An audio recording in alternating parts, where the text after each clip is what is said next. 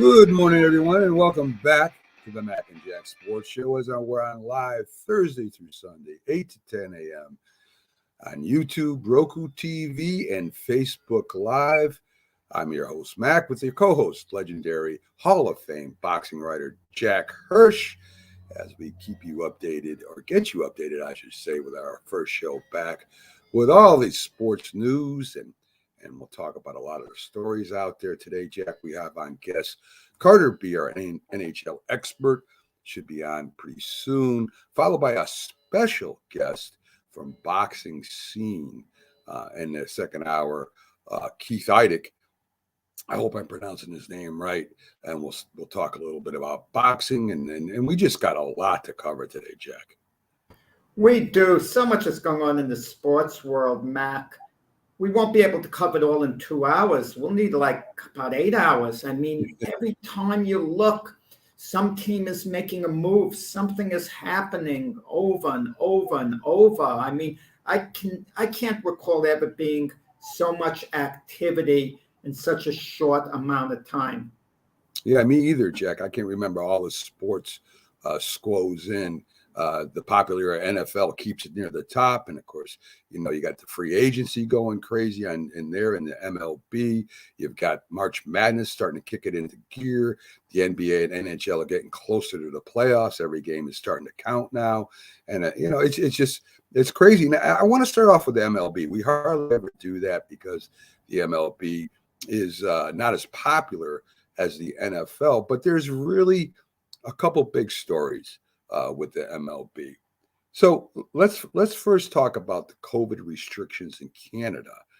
They're still stringent up there, and a lot of the players that don't get vaccinated won't be able to play up there. But New York, Jack, New York has changed its policy from last year. Remember, they had a waiver for the sports teams. They don't have that anymore. If you don't get your shot, you're not playing sports. That's why Kyrie Irving isn't playing for the Nets at home games. And it's going to carry on over to the outdoor sports. And the problem is Aaron Judge of the Yankees, he's not going to get a shot. And there's a few others. The Mets couldn't make 85% last year. So there's a few of those that are not going to get their shots. Can you imagine? The Yankees have talked about, I've just read an article where they're going to sign Aaron Judge just before opening day to the extension. Can you imagine Aaron Judge not playing half the year if New York doesn't waive those stringent requirements? I can't imagine, Mac, it not being waived, those requirements, because it seems like we're getting close to the point where public sentiment wants those requirements waived. I mean, that wasn't the case before when COVID was spreading. And I think that's what the Yankees are counting on. With outdoor sports itself, I mean, it shouldn't even be an issue, but the players do go in the locker room. Look, Kyrie Irving, I should say the Brooklyn Net organization was just fined $50,000 because at the Barclays Center, Kyrie Irving went into the locker room, okay? And he shouldn't have gone in the locker room because they know what the rules are. The Nets officials should have made it clear to, for him not to go in. But I think everyone is eased up a bit. I mean, there's a bit of hypocrisy there. Teams are allowed to sell out arenas, meaning fans could sit next to one another. But the players aren't allowed to be out there on the court, playing. So you kind of wonder about it. Yeah, I mean, if you look at it, Jack, the right now they say Hal Steinbrenner, he says that they're in negotiations or in talks with the mayor of New York right now. Let me get his name. It's Eric Adams. And he says he's willing to work with the MLB, but he's concerned about the private citizens of New York. He will not be rushed because of the schedule, opening day and all that stuff. I can only imagine the pressure he will be under from the fans, from the businesses around these parks, and by the New York, the New York City public, if he doesn't do something about this before a regular season opens. And I'm going to say this: why isn't Aaron Judge getting vaccinated?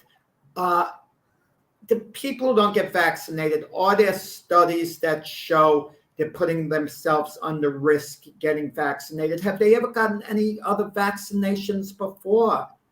I mean, that's the question as well. But listen, I respect someone's right not to get vaccinated.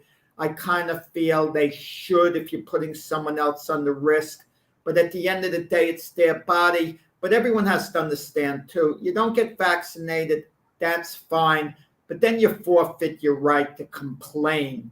You know, if you're not allowed to have a certain job and it's a requirement, and it's just the way it goes. But with that said, I think we're overblowing this to an extent because I think the laws are going to change pretty soon. I wouldn't be surprised at all if it happens in the next couple of weeks. It happens before opening day that they ease off on the requirement.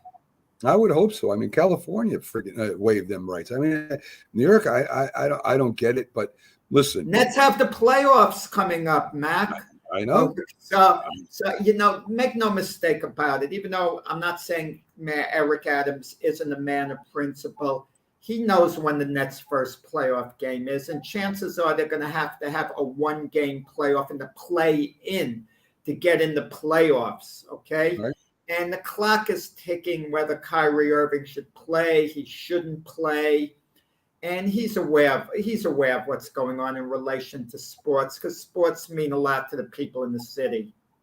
David asked, can a fan attend Yankees and Mets home games if not vaccinated? I'm not 100% sure, but I think if they don't get vaccinated, they have to show proof that they They're don't supposed to check, but the checking is spotty.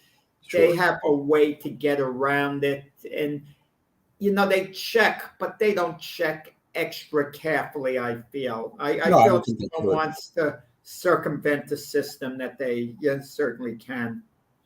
A quick word on COVID. There's another strain going through Asia right now. China's kind of freaking out, and so are some of the other countries as they're all gearing up for another COVID outbreak. Jack, I know a couple people from China and North Korea personally. And what a lot of people don't understand is in a lot of countries, they have no any kind of medical social format over there. There is no help. We complain here about in the United States about lack of this and lack of that. They have none. If you can't afford to go to a doctor or hospital, you can't go. There is no government program over in these countries. So when something like this hits, they do the best they can to protect themselves. And like I said, I know a couple people, and it's just that way. If you need to go to doctors, you can't afford it. Too bad. If you need to go to hospital and you can't afford it, live with it. And it's pretty tough over there. It really is. So anyway, that's why you see the Chinese and the Asian people, a lot of people wearing masks almost all the time. They're trying to protect themselves. One big signing I want to talk about in free agency in baseball was Freddie Freeman. The Dodgers continue putting an all-star team out there every year, Jack. Looks like he's going to be playing first baseman for the Dodgers. A great pickup for him. The Dodgers just don't care about no luxury tax. They don't care. Well, the Dodgers got him at a good price too. $162 million for 6 years. That's $27 million a year. It sounds like a lot of money, and it is a lot of money. It's a great payday for Freddie Freeman, but we were estimating he would be more in the $30 million range when he became a free agent. And maybe if a team wanted him bad enough, they might have to even go up to 32, 33 million. That was the thought. Supposedly the sticking point of him not going back to the Atlanta Braves, they didn't want to sign him to a 6-year deal. They wanted a 5-year deal, which is understandable because he's 32 years old. So they were looking at the end of the contract. And, the Braves have been an organization.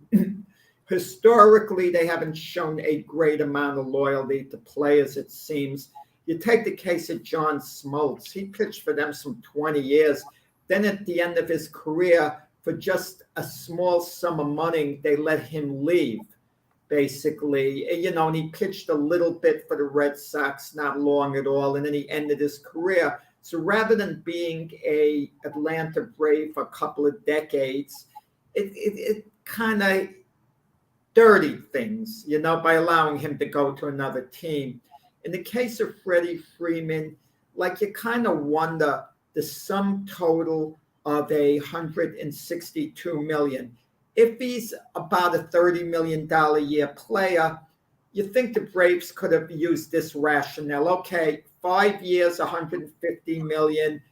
He's been a Brave for a dozen years in his career, his whole career. He just won the World Series for us. He's a major fan favorite in Atlanta. He's an iconic Brave player, the type of player whose number you retire in the organization. Okay, so we signed 5 years, and then there's $12 million left in the final year. But I guess they didn't want to go there. And I can't say I completely blame the Braves because, when teams sign these guys to these big contracts, we tend to look at the start of the contract, the early years, and see whether it's a good contract or not. And usually it is a good contract for the team. It's worthwhile. But then when the player gets towards the end of the contract, he's 37, 38, that's when you're running into problems where, it becomes kind of an albatross. So I can see the Braves' point of view. They refused to go for the 6th year. Mac, the same thing happened with the Cardinals with Albert Pujols. Yeah. After they won the World Series, was it 2012, I think it was, if I'm not mistaken, or 2011, I forgot which year, but the Cardinals offered Albert Pujols a 9-year contract. Pujols wanted 10 years, and that extra year meant a lot to the Cardinals not to give him. And the Cardinals turned out to be right. After Pujols was midway through his contract, a 10-year deal, he clearly wasn't the same player he was before. So they would be overpaying him by a lot. And they had that vision. And they were willing to overpay him on a 9-year deal. That was extreme. But they didn't want to go overboard, So I can understand the logic of the teams as well. Well, the same thing happened with Cano and the Yankees in Seattle with the extra years. Well, 3 extra years. The Yankees offered Robinson Cano 7 years, $25 million a year, $175 million for 7 years. Jay-Z's group that was representing Cano got him a 10-year contract for $240 million. It was $1 million per year less over the first 7 years, but then of course the last 3 years it totaled $65 million more for 3 extra years. And the Yankees turned out to be right because after 7 years, Cano was basically cooked. He was just a shell of himself, and you're paying the guy $65 million for 3 years when he's way past his prime. So I understand the Yankees' logic. And you wonder, and Cano, of course, he lost a season of salary with the steroid thing. He's back. I think he has 2 years left on his deal, and he's back with the Mets. I'm surprised, Matt, with Cano. The Mets didn't try to void that contract. If they took him to court and they said, look, you got caught using steroids, you're voiding the contract. You can't perform as well the next couple of years because we didn't know you were cheating originally, and you can't keep up this performance in all probability if you're not taking steroids. They may have been able to get that contract voided with Cano if they took him to court, but apparently they didn't want to. They have him there for the next, year or two, and I don't think he's a player he nearly was. But with a DH in the National League, that's going to help him. Yeah, it's true. It's true. The Oakland A's, I mean, they continue to give away their young stars and just get draft picks, Jack. I mean, is it Olsen? Is the guy's name Olsen, the first baseman? Matt Olson. He went to the Atlanta Braves. He went to the Braves to replace Freddie Freeman. And Matt Olson is a young star up and coming. He's got power like Freeman. His batting average is a little lower right now, but it gives him that big lefty hitter replacing Freeman. They're ready to get rid of their two pitchers that are young pitchers that are really doing their thing. I mean, listen, it's the A's. I don't know how they do it every year, Jack, but they end up getting rid of these young superstars that are just budding, and they still win. They still win. They get good prospects. The prospects develop. It's kind of like the A's seem to retool. They're not quite good enough to win a World Series, but they're good enough to contend for playoff positions all the time. I mean, Billy Beane does, their GM, a magnificent job. You know, there in Oakland, he's traditionally done. And these prospects, apparently, they study out and they develop a prospect to the point where he becomes an established player. And when he looks like he's about to become a star and command major money, then they trade him off for young players again. I mean, that's been their formula, and they're like a small market team. They can't afford to pay the big money, and as a result, they don't. They do things a smart way. You know, certain small market teams, they have to do signings that are smart. Like the Kansas City Royals, this may have slipped under the radar. They signed Zach Greinke to a one-year deal for $13 million. Now, Zach Greinke still has something left. We don't know how good he's going to be. He might be a complete flop with Kansas City. He might be on his way out. He might be cashing out with this $13 million payday, or he could regain his form. He could maybe be a really good pitcher. And if he is, okay, then Zach Greinke is going to help the Kansas City Royals, who need a lot of help. They're not that good. But, you know, that's a smart signing. 1 year deal, $13 million. You're not investing beyond 1 year. So I kind of like that. Yeah. Ian Anderson. You know, I was going originally, if the Marlins were going to play the Braves in Florida, opening game March 31st, I was planning to go to that game, but that game's off the board with the Major League Baseball delaying the season, you know, a couple of weeks. 30 There double. were other good signings, Mac. There was another big signing in baseball. The Colorado Rockies signed Chris Bryant. Yeah. Okay, third baseman. Now, Chris Bryant was an outstanding player with the Cubs. When he was going to become a free agent, they traded him to the Giants. He helped the Giants a lot last year in their playoff push. Now he goes to Colorado. They signed him 7 years, $182 million a year. And I think that comes out to $26 million a year. It's a good signing. I think he's 28. That is a good signing, Chris Bryant. I was hoping the Yankees would even sign Chris Bryant, you know, because he'd be a staple at third base. He could play other positions too, and he plays them well. He's good defensively and swings a really good bat. He's the type of guy you want on your team. But the thing about Chris Bryant going to the Rockies, you know, he's going to a hitter-friendly ballpark. See, Chris Bryant's going to be really, really good.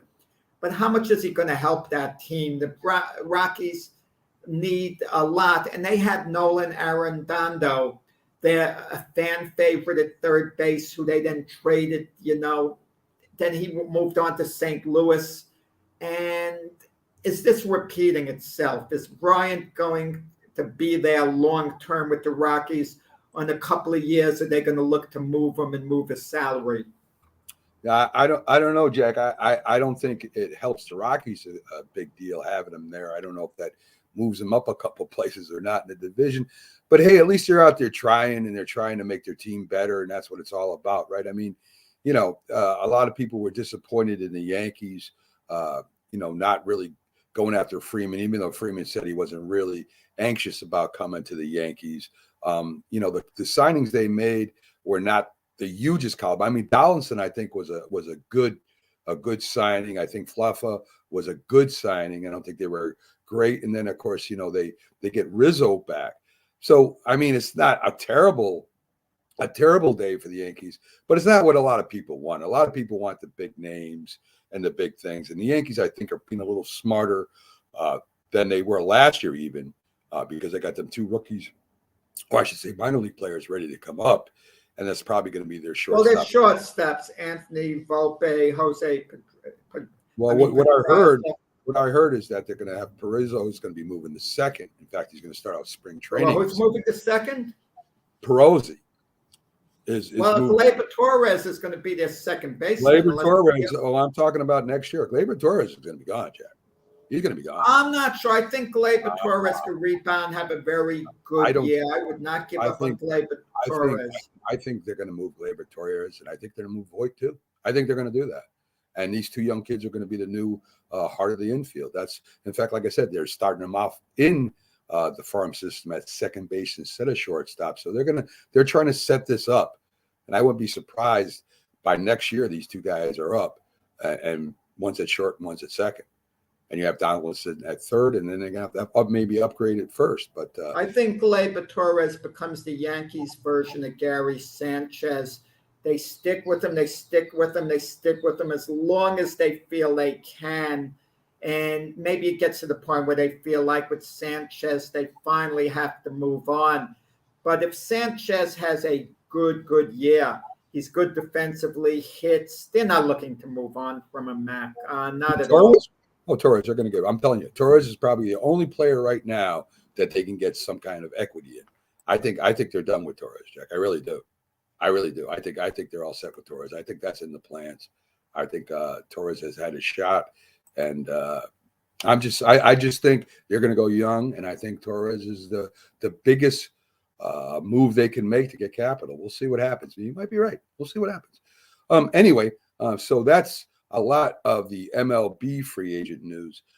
Von Miller, free agent, was signed in Buffalo. That's the newest AFC.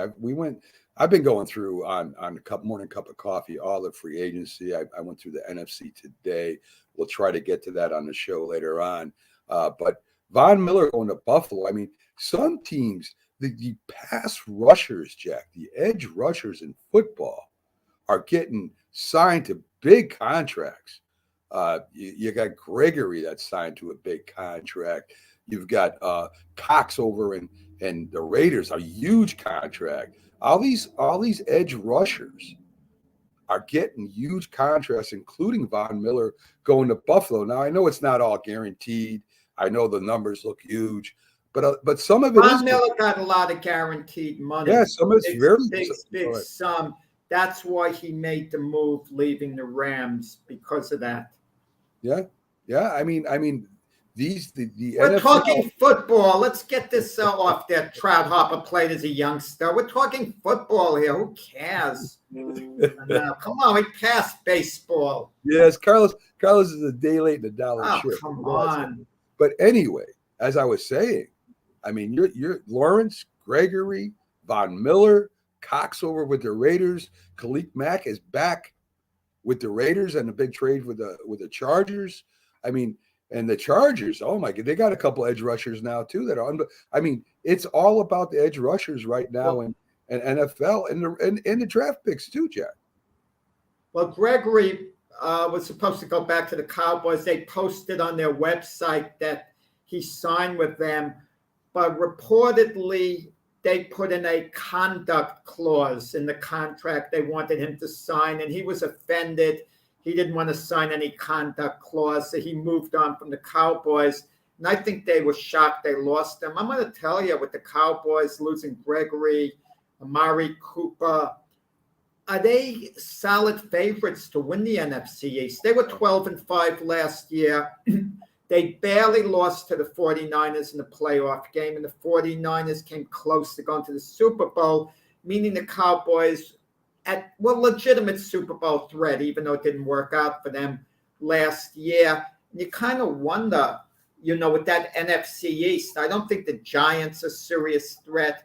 I don't think the Washington Commanders really are. It might be the Philadelphia Eagles who might actually be favorite. They seem to be ones making good moves, and they have 3 number 1 draft picks in the middle of the first round. And of course, listen, Deshaun Watson, whoever signs him, that's going to tip the scale somewhat, in that team's favor, whoever winds up eventually signing Deshaun Watson. But with Von Miller, okay, Carla says Von Miller won't help Bills win games. That offense needs help. Listen, the Bills' defense needed some help. They didn't have any really elite-type pass rushers last year. They really needed to improve in that area of the pass rush. And Von Miller at his best provides that. But Von Miller is, I think, 32 years old. And these pass rushers, Mac, they get to a point in their career where they lose just a little bit explosiveness. So in the case of Von Miller, you could argue he's one of the all-time great pass rushers if you want. That's fine. But maybe Von Miller at this point in his career is no more than a pretty good pass rusher, not a great one. And if that's the case, you're paying superstar money for a pretty good player. And you should only pay superstar money for a superstar player, because with the capping what it is in the NFL, you can't afford to miscalculate. Well, according to Jim Jeffcoat last night, he says Von Miller is right in the prime as a defensive end. I mean, he's got like 3 to 4 years where he's probably pretty much in his prime. As far as experience and speed and everything, he's still holding together. So I disagree with Jim. I would agree with Jim more than I would agree with you, because he, of course, played. No. Let me explain, Mac. Sometimes if you want to judge what's better amongst products, you go in the store and you buy something and you hold both things next to one another and you make a decision. You like them both, okay? Watching Von Miller play next to Aaron Donald. Donald was clearly the better player. And you might say, oh, come on, Donald's one of the best to ever play the game. True, but so was Von Miller at his best, one of the best to ever play the game for his position. And Donald was clearly the better player amongst the two. Donald was 1, Miller was 1A. Now, if Aaron Donald was going to the Bills, pay him the superstar money. Whatever they paid him, I wouldn't have a beef with. But Von Miller, it reminds me a little of LT late in his career. LT was a very good player towards the end. He was a very good player. But we always heard everyone say about Lawrence Taylor the last 3 years of his career. Oh, he hasn't lost a thing. He's as good as he's ever been. No, he wasn't. He wasn't nearly the player he was, but he was a pretty good player still. And that's how I look at Von Miller. He's going to help the Bills. No doubt about it. He's going to help the Bills, but he's not going to be a game wrecker the way he was before. If I'm correct, he had 6 sacks in 9 games when he went to the Rams, Jack. I think it's pretty good. I think it's, but listen, they had to be concerned with Leonard Floyd, Aaron Donald, the rest of the guys. Of course, Jack, it makes your job easier. When you have there is no great pass rusher that doesn't have a second. I mean, if you think about LT, you still had Jim Marshall. You had George Martin on the other side of him. TJ Watt does amazing Jim things. Marshall. I'm not sure. I'd have to look up. Look at that. I mean, yeah, I mean, they all have. You have to be concerned. If Von Miller wasn't there, Aaron Donald wouldn't have been as good last year either. You can look at it that way. Aaron Donald was one of the best ever before Von Miller.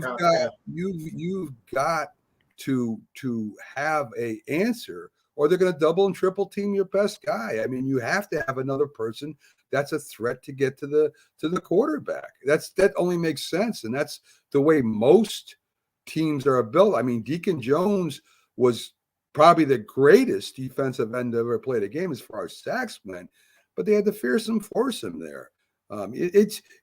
Deacon Jones is 1A, but you still had a threat of the other defensive lineman. I forget who the other end was, but you had Merlin Olsen. I mean, there was still a threat. You couldn't just double team Deacon Jones. Merlin Olsen.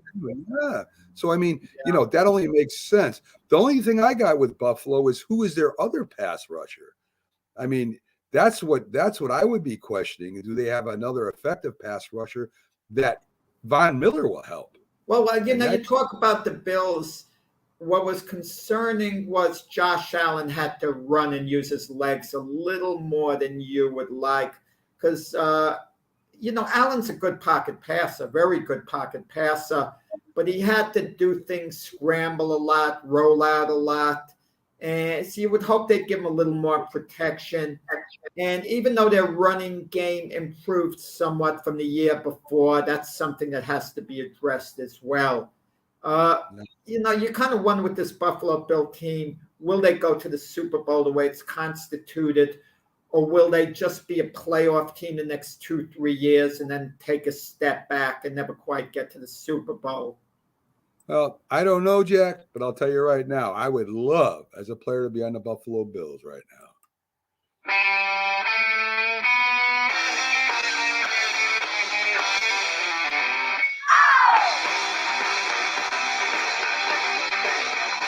Hello out there, we're on the air. It's hockey night tonight. Tension grows, the whistle blows, and the puck goes down the ice. The goalie jumps, and the players bump, and the fans all go insane. Someone roars, Polly scores, a good old hockey game. Oh! So, folks, every Thursday, we try to get on, and normally do, the NHL expert we call Carter B, who comes on and makes me and Jack a lot smarter about hockey. And I'll tell you right now, there's nobody out there that knows more about the players in the game than our next guest here right now coming up. Let's see if I can bring his banner up here. Where the heck are you, Carter? Carter, did you hide on me or something? Let's see. Well, I'm bringing Carter up. I'll get his banner up. I got it up, Jack. Why don't you tell me I have it up on the screen already, Jack? Why are you letting me sit out here? Well, what do I have to do?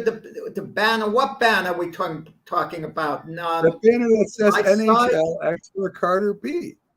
Oh, yeah, so it's up there. Get Carter on that. Carter, you see why he's my co-host?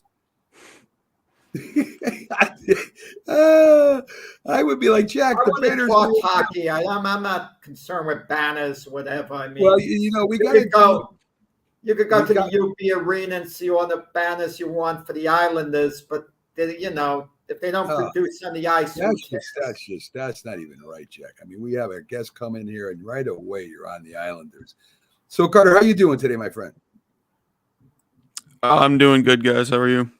Not too bad. Not too bad at all, Carter. It's getting closer. A lot of trades happen. I want you to talk a little bit about that after I go over the standings and games with the fans real quick, because we have you on, and I want to get everybody updated before we start talking about it. Atlantic Division, Carter, you got the Panthers in first, 41-13, Tampa Bay at 39-15, Toronto at 38-17, and the Bruins holding down fourth at 37-19. The Hurricanes are in first in the Metropolitan Division, followed by the Rangers, the Penguins, and the Capitals. In the Central, the Avalanche is at 43-13, the Blues 34-17, the Predators at 35-21, the Wild at 35-20.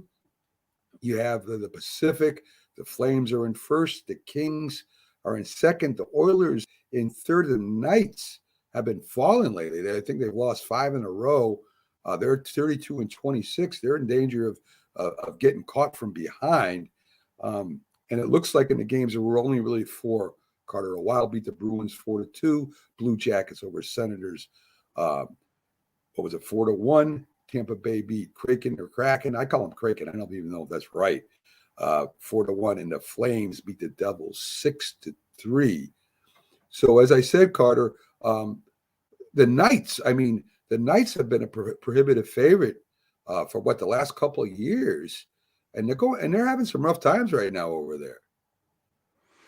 Yeah, they're going through a little bit of a rough patch, but I don't have any doubt that they'll be all right. I think once they kind of get their act together, they'll be fine. I mean, they're too talented of a team to be playing the way they're playing right now. So I just give it a couple weeks to kind of just get their act together, kind of gel together as a team before the playoffs, and kind of go from there.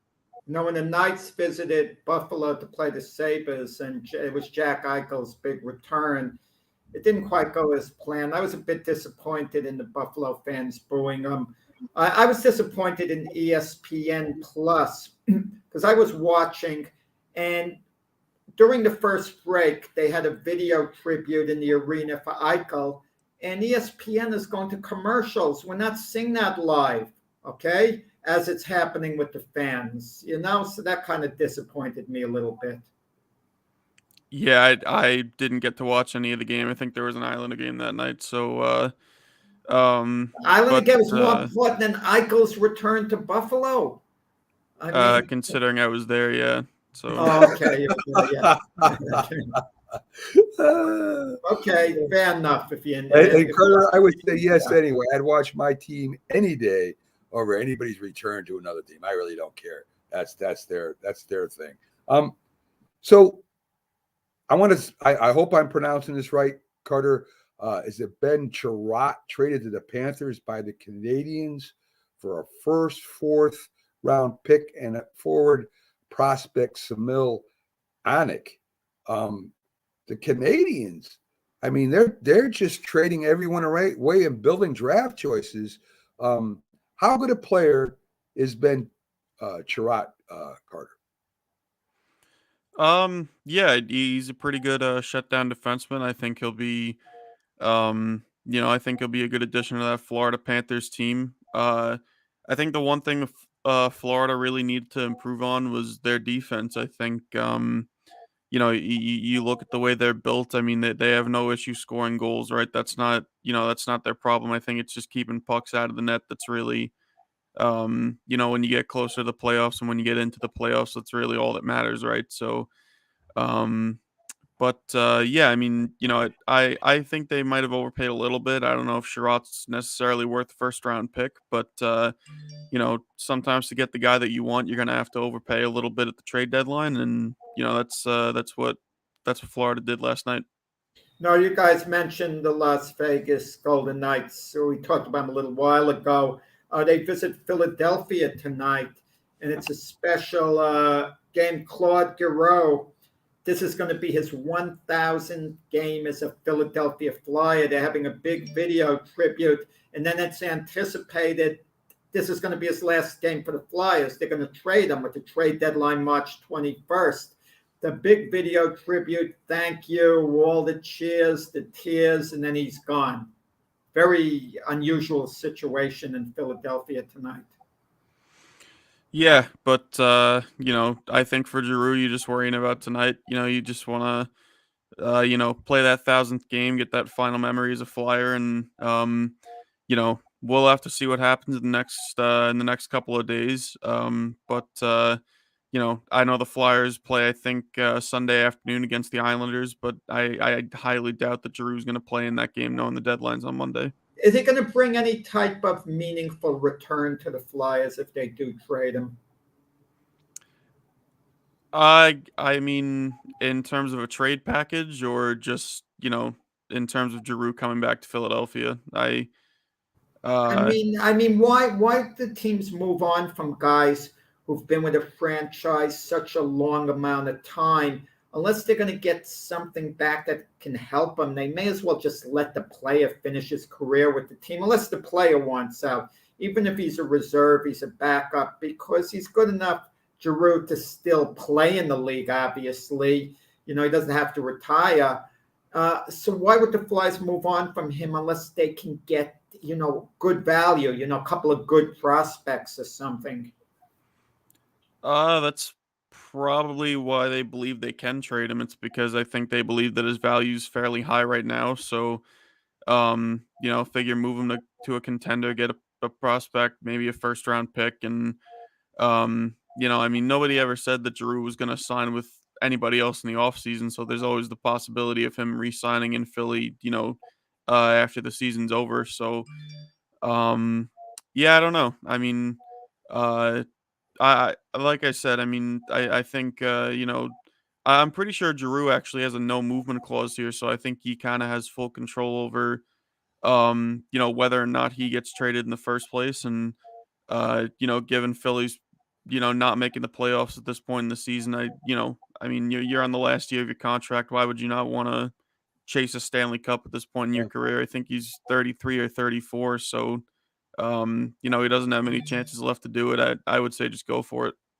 Yeah, I agree, Carter. Will probably be a contender that might even overpay, like we just talked about, for somebody with experience like that to come over to the team and help them out. Interesting, a big contract signed. Thomas Hurt agrees to an 8-year contract with the Sharks. That's one of the biggest contracts I've seen, Carter. Hurt, what does this do for the Sharks? What does it do for Hurt? Yeah, I mean, it locks up a player that San Jose really likes and is it's a big part of their top six. And Hurdle loves being in San Jose. I don't think he ever really wanted to play anywhere else in terms of being traded at the trade deadline.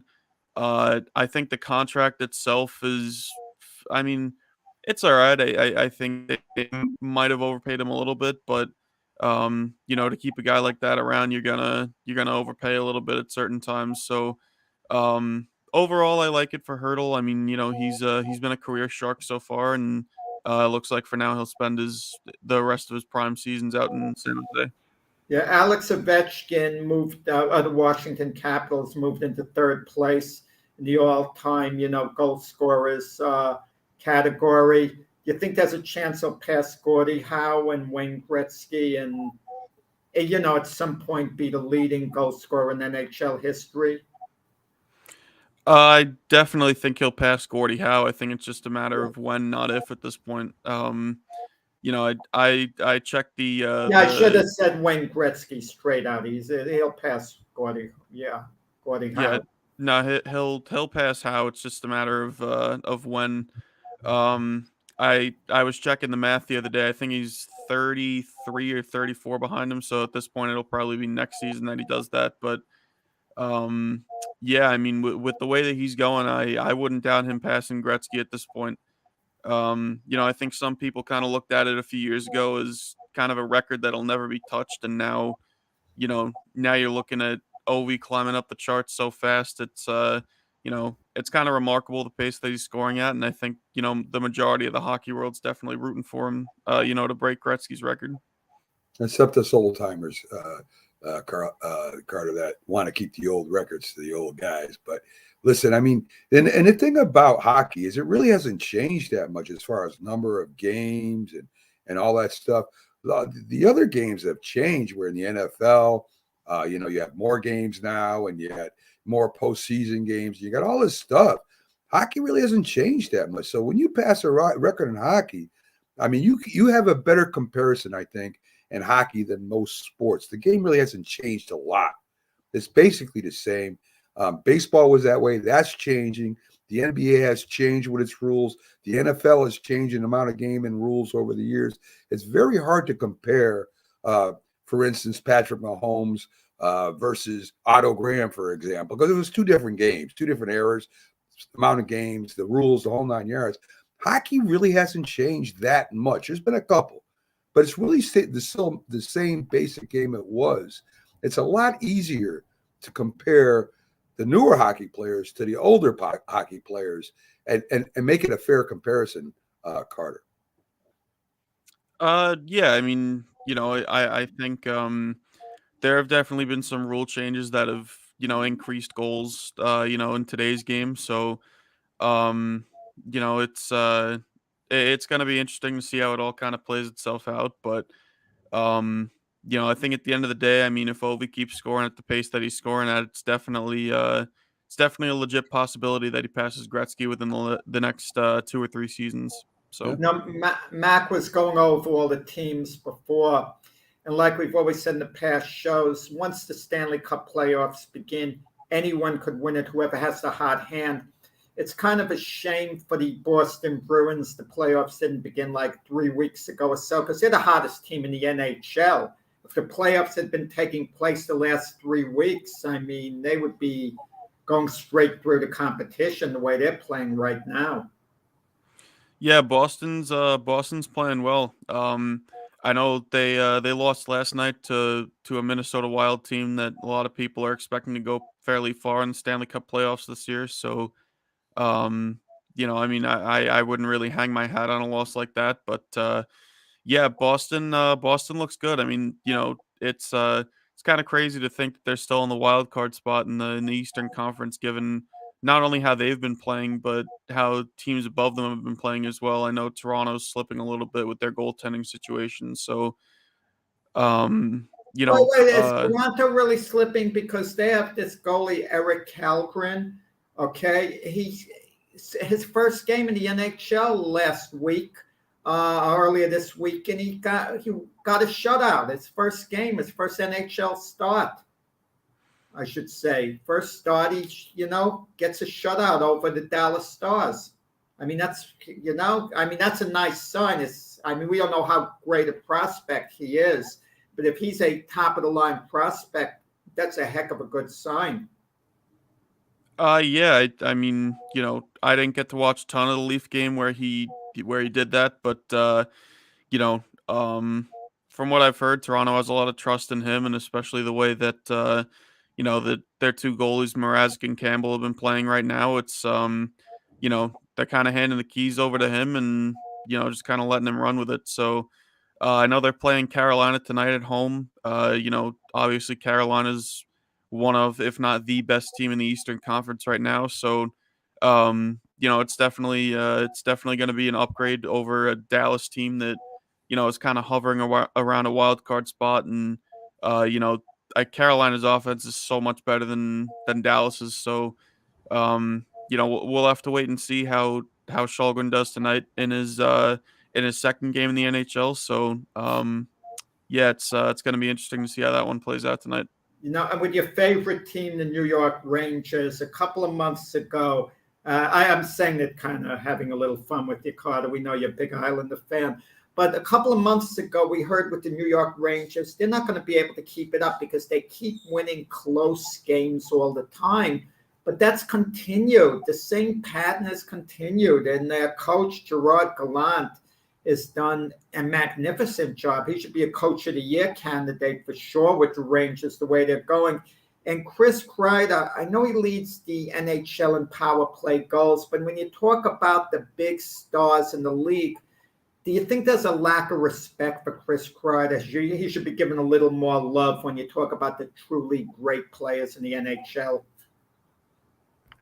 I don't know. I think it's a bit of a gray area. I mean, I wouldn't consider Kreider a superstar by any means. But he's having a good year, and the Rangers have been setting him up for a lot of good chances, and he's been converting on those chances. So, I mean, I don't know how sustainable his goal scoring pace necessarily is. I mean, this is something that I highly doubt will continue into next season. So, but I think you can't look at the Rangers' success and not look at a guy like Igor Shesterkin with the way he's played in net. I think you could talk about Kreider all you want. You could talk about guys like Panarin, but the Rangers wouldn't be where they are without the goaltending of Igor Shesterkin. He's been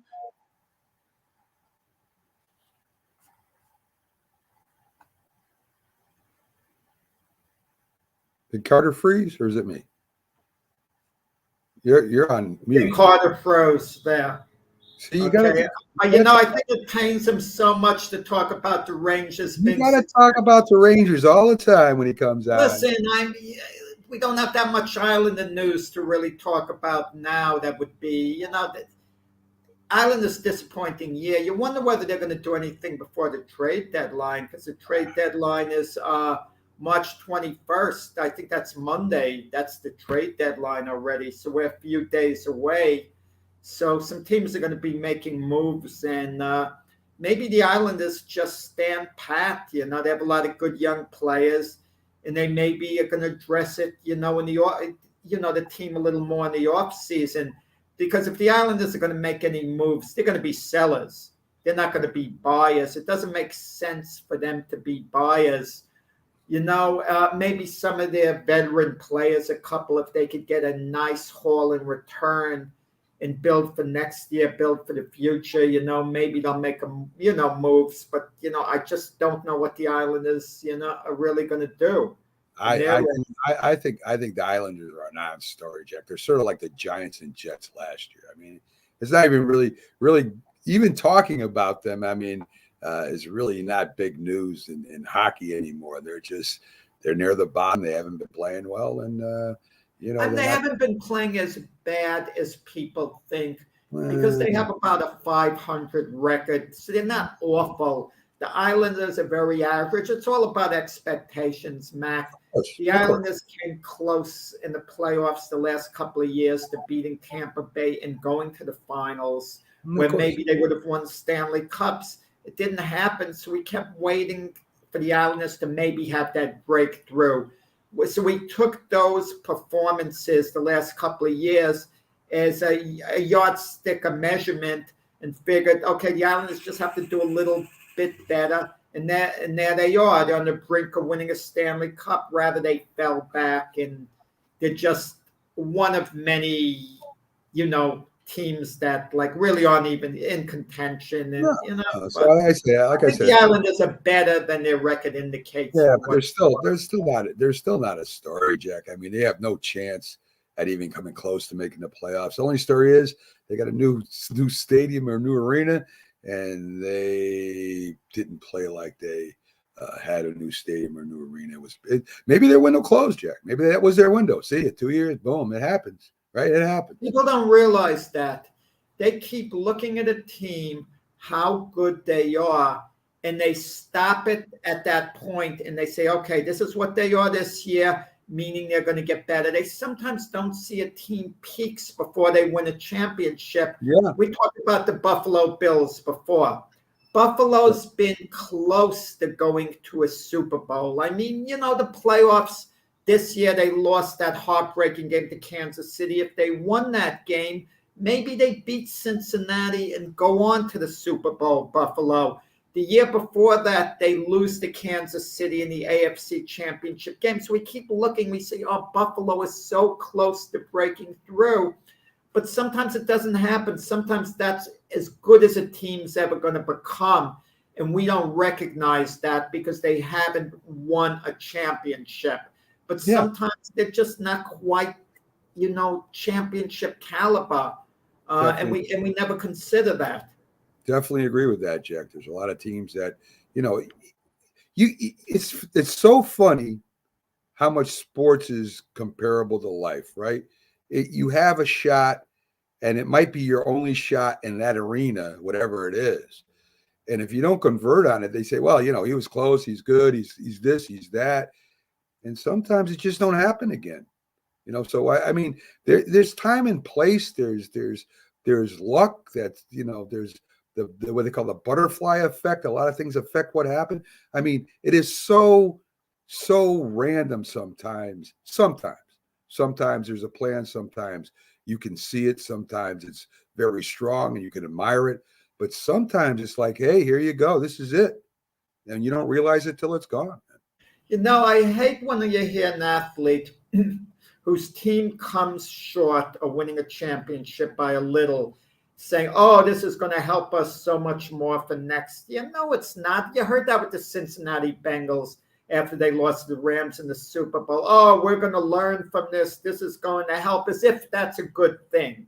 You know how hard it is to get back to the same point, to be in position to win a championship. It's such a long haul because when the season ends, you start the process all over again.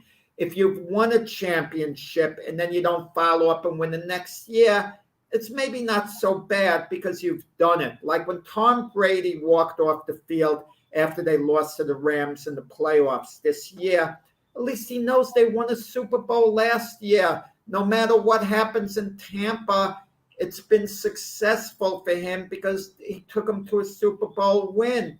But had they not won a Super Bowl and he walked off the field, then it's a lot more frustration. I agree. How hard it is to make it back, Jack? Just ask quarterback Dan Marino. We'll be right back after these messages, folks.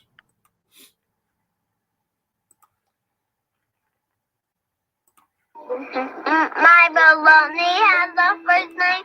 It's O-S-C-A-R. My baloney has a second name. It's M-A-Y-E-R.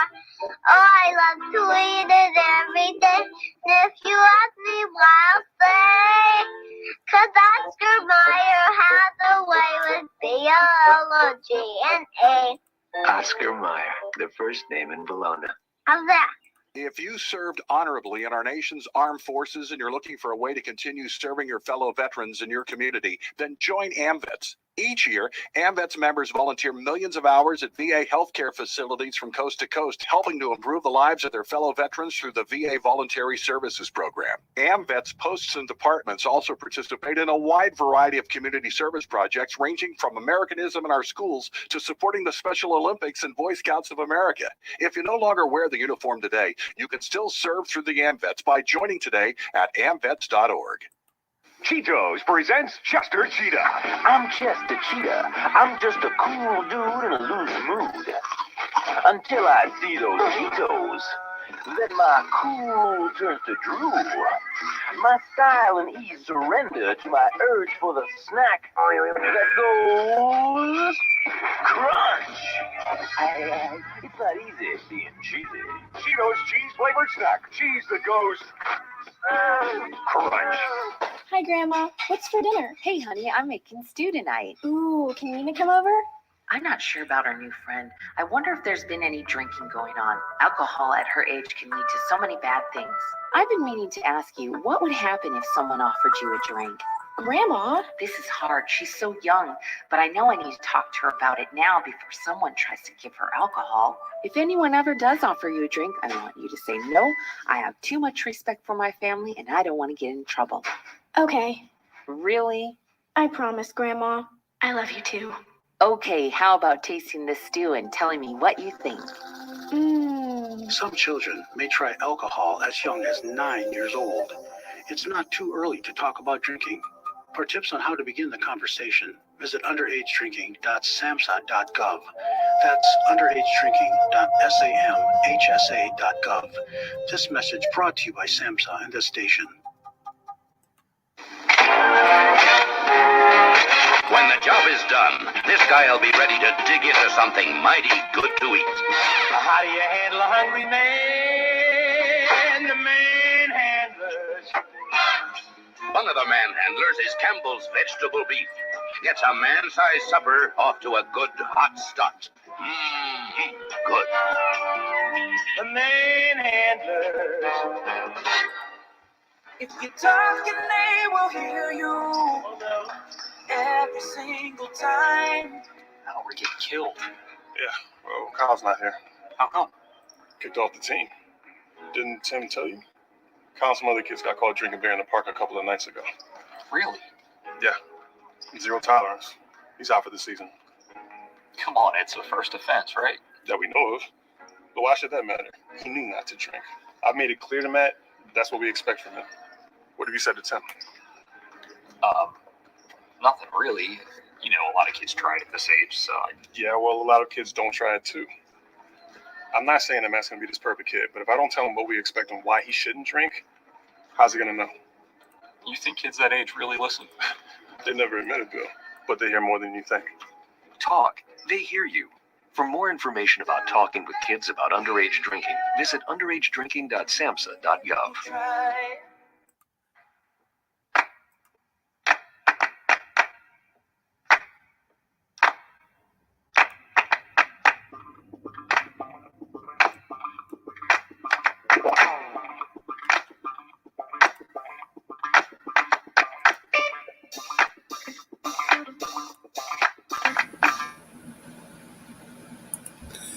This is a presentation of Northeast Streaming Sports.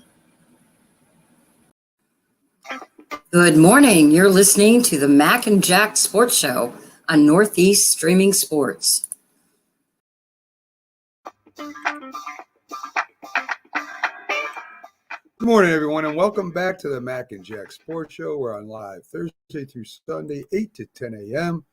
Friday, we'll have a great show with our 3 guests. Byron Williams, NFL analyst, Keith Engel from TGI Sports, and of course the Philly Sports Guy. Saturday is our debate show with Dr. Paul Semeninger, and Sunday are This Week in Sports with our co-host Jim Jeffcoat of the Dallas Cowboys, and we'll have some great guests there, including Robert Butler from Sportscope. So stick with us all week. So Jack, Carter was in. You asked him a question. He froze when it came to the Rangers. Of course, you know, being an Islander fan. Well, you think, Mac? Do you think I'm too hard on Carter? I mean, you're telling me to ease off on the kid because he's a phenomenal Islander fan. They're having a hard time. But listen, when they were winning, I was celebrating with Carter. We were happy. Yes. You know, but the Islanders aren't playing well. You know, you got to take the brunt of it. When your team's playing well, you know, you should be celebrating. You know, but if you're not, you know, you got to feel it as well. You are correct. But you let him feel it. You let him feel the burn every time he comes on, Jack, which I do enjoy too. Backstage right now, folks, we got a special guest, boxing scenes senior writer, Keith Idec. I hope I'm pronouncing it right. If I'm not, when I get him on, he'll straighten me out. He's one of the most influential writers in the sport of boxing. Yes, he is. He's right up there with the big ones, Jack. So you should know because you're one of the big ones too. So let's bring up Keith and see what's going on in boxing. How you doing today, Keith? Hey guys, how you doing? Hey, good morning, I hope I pronounce your name right. Last name, Keith. Is that correct? Yeah, no, yeah, it's Idec. Yep, you got it. Okay, good. Look at that. I get lucky once every while, Keith. So Keith, I always start off our newer guests on a little bit about their past.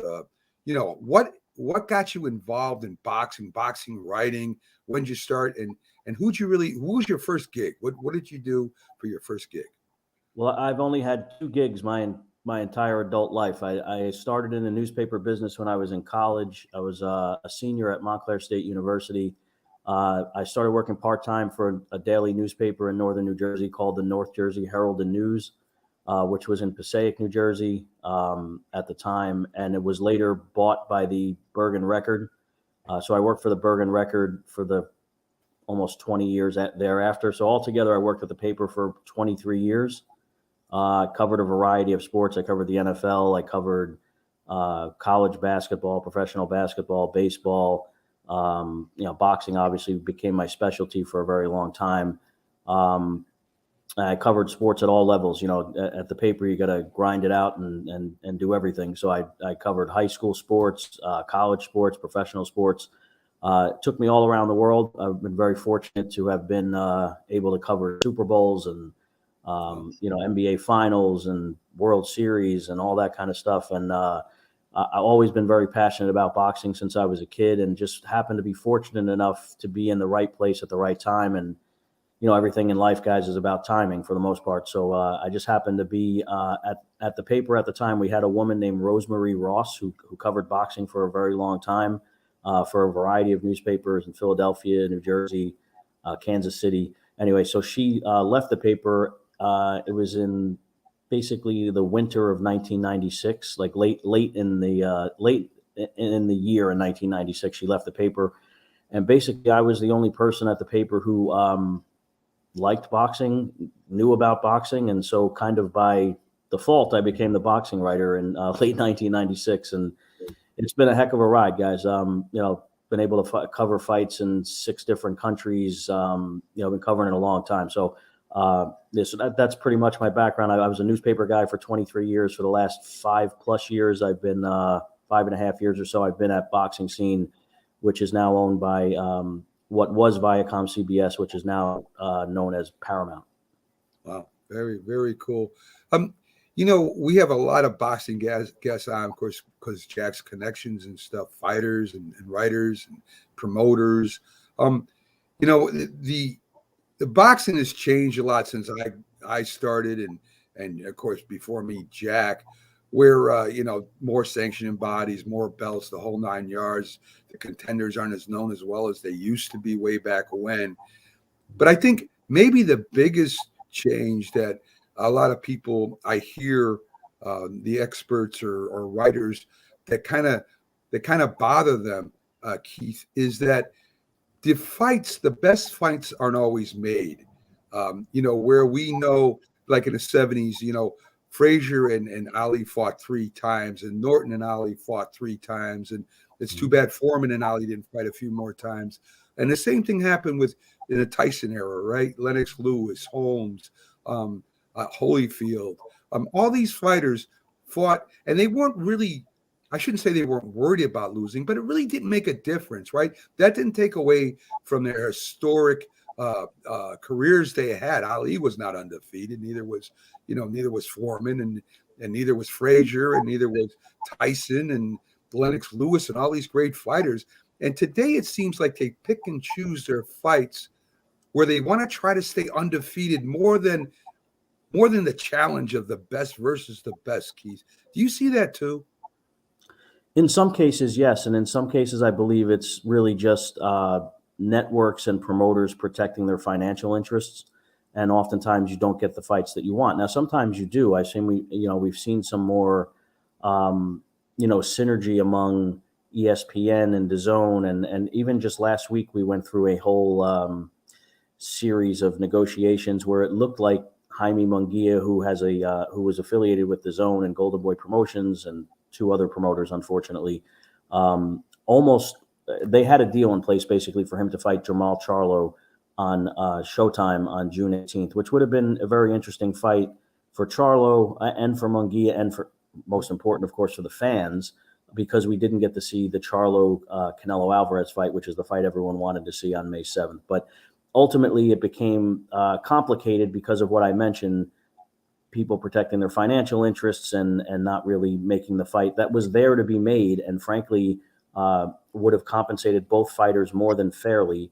So that happens sometimes, and sometimes you do get the fights that you want to see. I think people, even though they wanted to see Canelo Charlo, Canelo against Dimitri Bivol is a real fight. He's moving back up to the light heavyweight division. It's not a layup by any stretch of the imagination for Canelo Alvarez, who is not, naturally a much smaller fighter who started at 140 pounds many, many years ago. Keith, I got to warn you about Mac. Mac is a big Joe Smith fan, and he's went on record. He even told Better Beef's assistant trainer, John Scully, who's Mac's friend, that Joe Smith is going to destroy Better Beef if the fight comes off. He said it straight out. He loves Joe Smith, Mac. Well, Joe Keith, I think is a very likable guy. He's exaggerating a little bit because I know how good Better Beef really is. I think Joe Smith can beat him. And that brings me back to Canelo. Okay. And let me set this up by saying Fury versus Wilder 2 was better than Wilder versus Fury 1. It was one hell of a fight. And there you go, matching 2 fighters that really wanted to fight each other, that kind of don't like each other. One's a little nutty, the other one's braggadocious, and gave us a tremendous fight, no matter who won that fight. And I think that's where boxers and as you say, their stables, their promoters are missing the boat. And here's Canelo picking Bivol instead of going after the real champion, which is Better Beef, or Joe Smith, who both could very well hurt Canelo. Well, Bivol Mac beat Joe Smith. Yeah, but that was a few years ago, Jack. That was a few years ago, and he hurt Bivol. The point I'm making is that Canelo, I think, picked Bivol because he thinks Bivol can't hurt him and that he has a chance at beating him, as opposed to going for the big guy, Better Beef, and let's get it on. Well, here's the thing about Canelo that people, I think, understand at this point. As great of a fighter as he is and as ambitious as he is, he's an even better businessman. So if you look at the pathway that he's actually taking here is he thinks he'll beat Bivol. Of course, he wouldn't have taken the fight. Bivol's an excellent boxer, but a small light heavyweight who's not a huge puncher, but could outbox Canelo. But let's just say Canelo wins. He's the favorite. Let's say he wins. He becomes a 2-time light heavyweight champion. Well, then you have the Joe Smith Beterbiev fight. It looks like it's going to happen June 18th at the theater at Madison Square Garden on ESPN. The deal is not finalized because it needs to be buttoned up on the Joe Smith side with his co-promoter, but it's almost there. So if you're Canelo, you go and get the one light heavyweight title that's available to you now because the Smith Beterbiev fight was in negotiations before he even started negotiating with Bivol. You go win that title in his mind, and then you go fight the winner of Joe Smith and Artur Beterbiev, and that's your pathway toward becoming a fully unified champion in a second weight class. So there's a method to what Canelo Alvarez is doing. No, I kind of disagree, Keith. I don't think that's the path he's going to take because I think it's Triple G next to, he beats. No, it is. And Triple G, I don't want to see that fight. It's not the same Triple G. He's going to stop a 40-year-old Triple G. But the thing about it with the public, not the average fan, that's the fight they want to see, Canelo and Triple G. And that's going to do phenomenal business, give Canelo the massive payday he craves. And then he can revisit the situation with the Beterbiev Joe Smith winner. Yeah, I didn't clarify that, but obviously they have a deal in place for him to fight Triple G September 17th. That's well known. But what I meant was thereafter, he would hold on to the WBA would allow him to remain the light heavyweight champion, and then maybe the Smith Beterbiev winner might make a mandatory defense in between while Triple G and Canelo go handle their business September 17th, and then either late this year or early next year you could have now that's if Canelo wants to. I don't see the point in him doing this if he did not want to try to do that. It doesn't make any sense otherwise. So from a business standpoint, it makes zero sense for him to move back up to light heavyweight, take a risk against Bivol, and then not try to clean out the whole division, especially for what would be a lot of money. Yeah, I saw you in Las Vegas for the Crawford Sean Porter fight. And that was, I don't want to say that was Crawford's coming out party, but that was supposed to propel him to true superstar status. The guy can't even find anyone to promote him now. He can't get a fight. And if I was handling Crawford, his business, I tell Crawford, fight once a month like the old timers did. You're not going to fight elite guys. You fight guys like Louis Collazo. You're going to beat them every month of the year. And it would be something that would be so different from what anyone else does. You'll make all your money, but you just have to work overtime. But you'll get the sum total of the paydays will be there. Just keep in the gym and take these fights that aren't going to be that threatening, even though anything could happen in the ring. What's happening with Crawford now? The world's #1 pound-for-pound fighter can't get a fight. Well, one thing that I think Terence Crawford has realized since he separated from Top Rank after the Sean Porter fight was that he was well compensated for a lot of his previous title defenses, many of which were, I don't want to say gimmies, but they were certainly fights in which he was heavily favored to win. He was he made $4 million to fight Kell Brook, who had been beaten pretty badly by, he had his face broken apart in 2 fights against Gennady Golovkin and Kell Brook.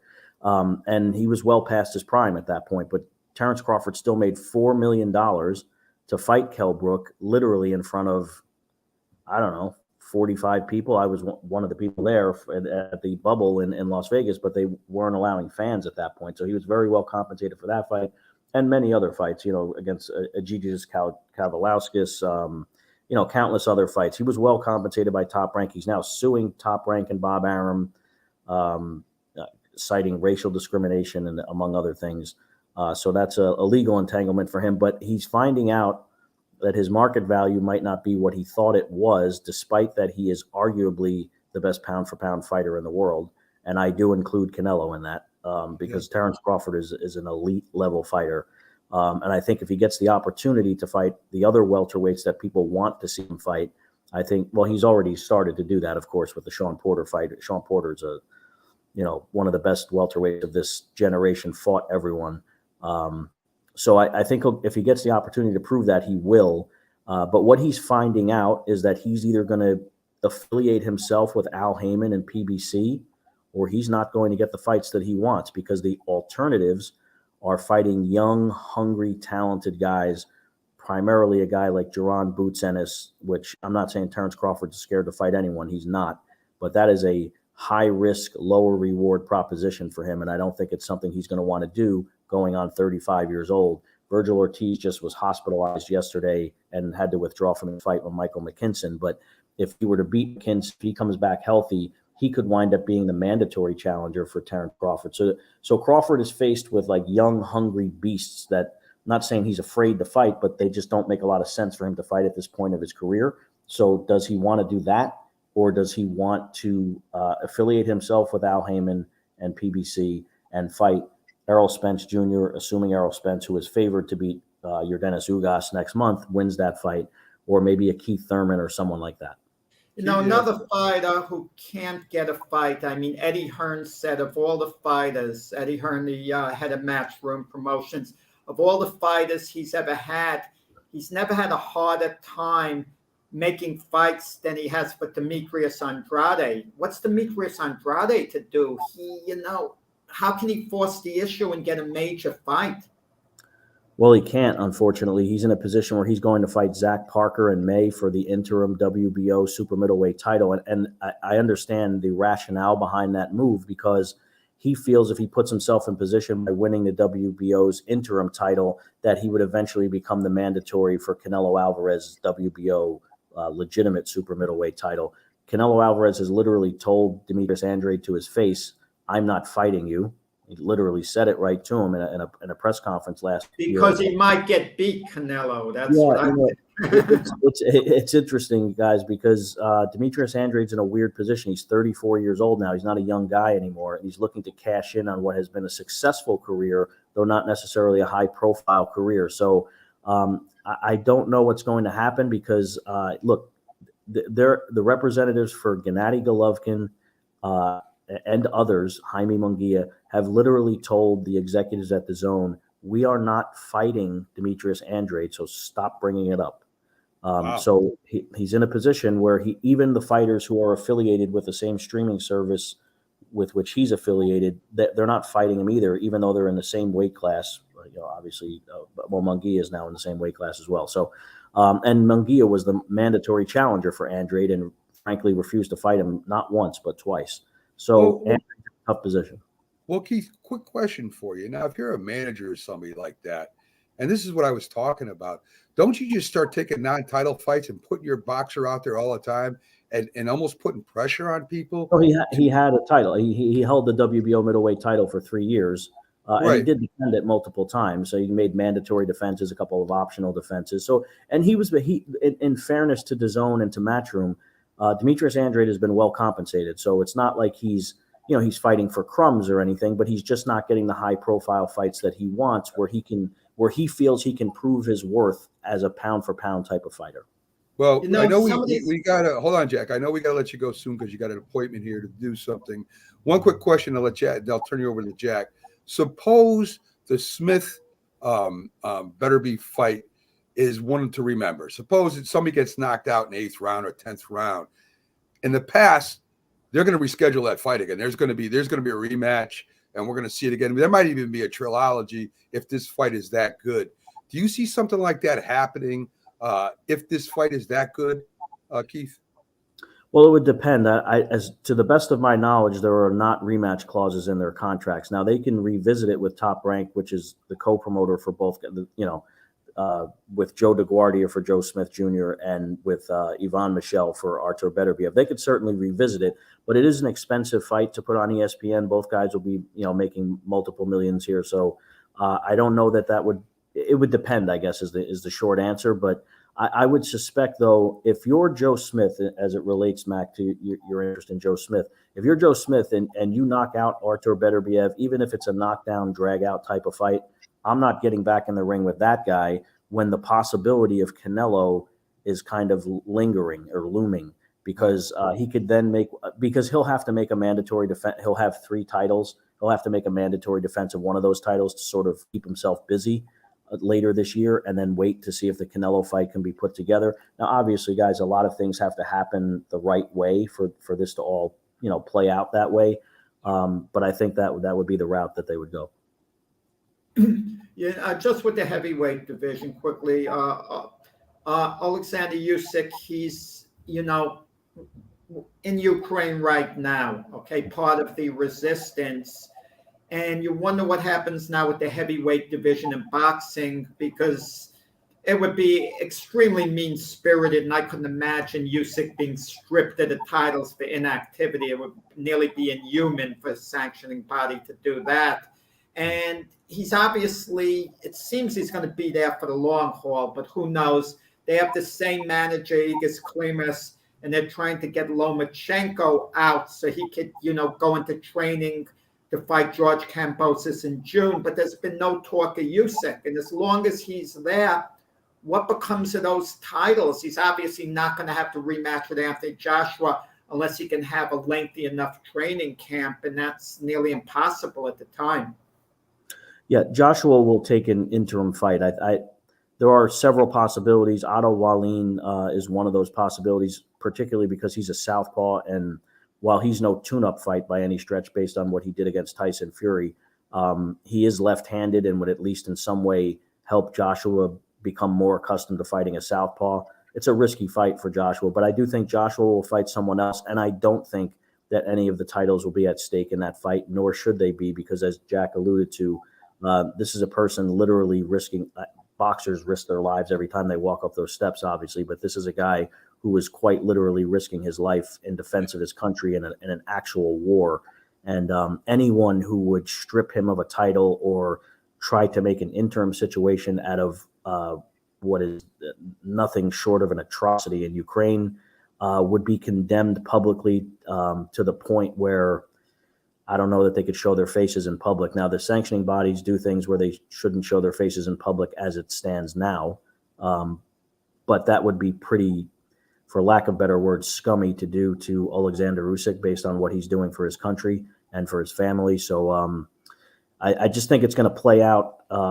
It really depends on how long Alexander Usyk and Lomachenko's case, his fight against Kambosos, is up in the air as well. But just how long they have to remain fighting on the front lines in this conflict, and then they'll go from there. But the short answer is I expect Joshua to fight someone, maybe Otto Wallin, in maybe June, May. Joe Joyce would be a much bigger fight. That would create a buzz of Joe Right. Joyce. But no one, and I mean no one, thinks that Eddie Hearn is going to put Joshua in the ring with Joe Joyce, who is for all of his defensive flaws, keeps knocking people out, and he's got a great chin. It's a very dangerous fight for Joshua. Joe Joyce is handled by Frank Warren too, which is another complication. Right. But the point being is if Joshua got in the ring with Joe Joyce, he'd really be putting at risk his rematch with Usyk and the opportunity to win back his heavyweight title. So I just don't see that as a. You're right, Jack, 1,000%. It's a much bigger event domestically in the UK. People would be excited about that fight. I don't think Wallin is a safe fight either, because I think Otto Wallin is one of the more underrated heavyweights in the world. But I would expect maybe that to be the direction. Or Trevor Bryan, unfortunately, who is promoted by Don King and holds one of the multiple WBA heavyweight titles, also might be an option. Can you imagine Bryan wins that fight? It takes place, and Don King is back on top, raising hell at 91 years of age or so. Yeah, that would be great. Don King controlling the heavyweight division again. What a story. It would be a crazy story, Jack, but one thing I would expect, as Don King is prone to do, he will make it such a financial mess for everyone involved with his own financial demands, not the demands necessarily for Trevor Bryan, the demands for Don King probably would prevent that from happening. It probably would. Hey, Keith, I want to tell you we appreciate you coming in. We love having boxing guests, especially some that are knowledgeable as you. It's been a joy, and hopefully we can get you back on here one of these days. Again, folks, this is boxing scene senior writer Keith Idec at boxingscene.com. Check him out. He does a great job. Thanks again, Keith. Thank you, Mac. Thank you, Jack. I appreciate it, guys. Have a good one. Thank you. So there you go, folks. One of the premier writers in boxing, Keith Idec, is Jack got him on. I'm going to take our quick break, and we'll be back with a lot more sports. We haven't even touched on some of the things that happened yet. So we'll be right back after these messages, folks.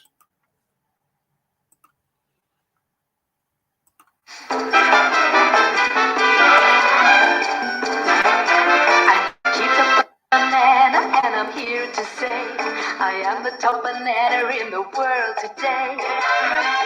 Now you know the best bananas in the land. So don't slip up with an inferior brand. When it says Chiquita, it's a very good day to buy bananas. When you hear the word asthma, you probably think of shortness of breath, coughing, or inhalers. Lots of things can trigger asthma, but the fact is that asthma doesn't just attack, it can kill. But with proper medical management, asthma is controllable. If you experience shortness of breath, wheezing, tightness in your chest, or persistent nighttime coughing, you may have asthma. See your doctor and get the facts. You'll breathe easier. For more information, call 211 Info Line. A message from the Connecticut Department of Public Health, keeping Connecticut healthy.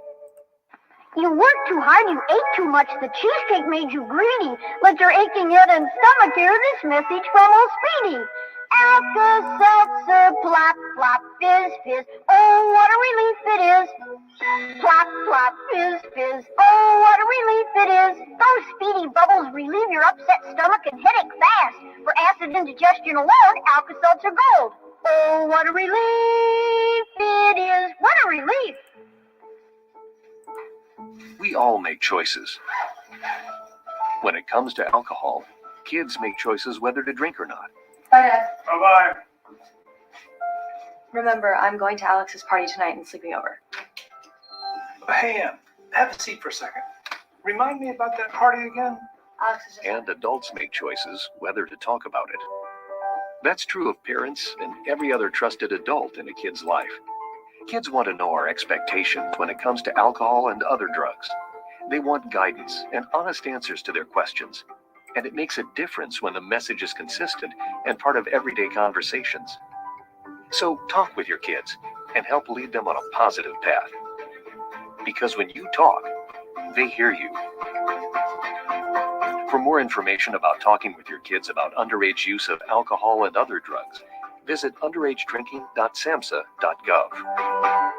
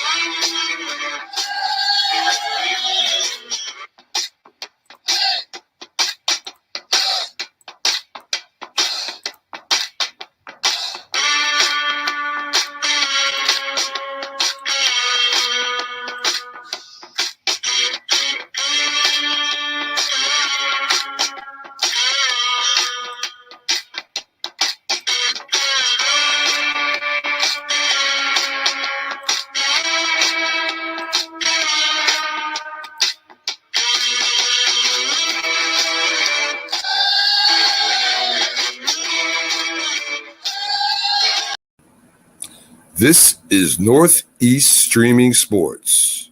I mean, you can see right now, without LeBron, Lakers are struggling. Let me tell you about a team I hate, all right? I know the Dallas Cowboys fan is here, so I had to make sure he knew how much I hate this team. I'm ready. I've often said that the people who run baseball, they try very hard to ruin it. I'm from Brooklyn. I don't have a problem saying it to his face. Oh, I'm from Brooklyn. Hey, guess any.